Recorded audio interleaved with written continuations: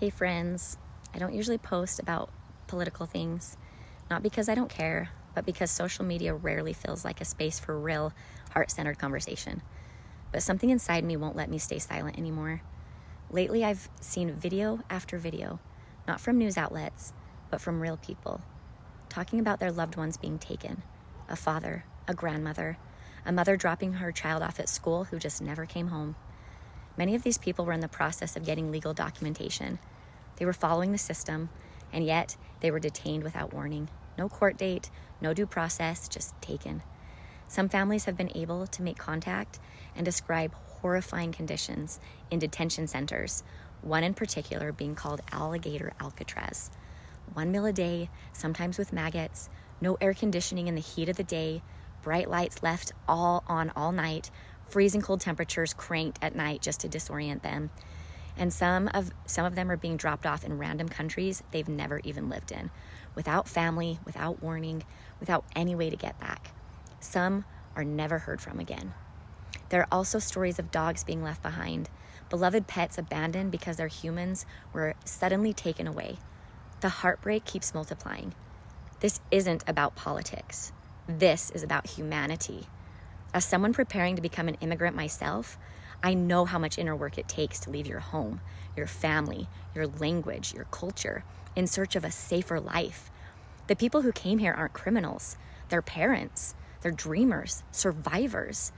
They're often the ones doing the behind-the-scenes work that holds this country together, in fields, in factories, in homes. And we are pushing them out, villainizing them, abandoning them. If some of what I'm saying feels unfamiliar, if your news sources haven't covered these stories, I'm happy to share what I've seen. Not to argue, not to debate, just to offer another perspective from real people.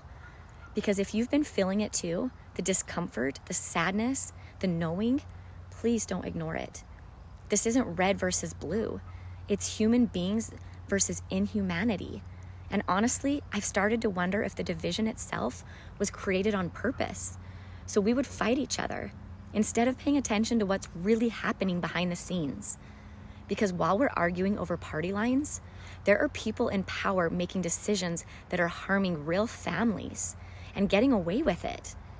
The truth is, there are more of us than there are of them. And if we come together, if we stop fighting and start remembering what matters, we can protect each other. We can create something better. I do a simple gut check when I'm unsure. What if it were me? What if I were taken without warning? What if I were ripped away from my children and dropped into a country I didn't know? Would I be okay with that? Of course not.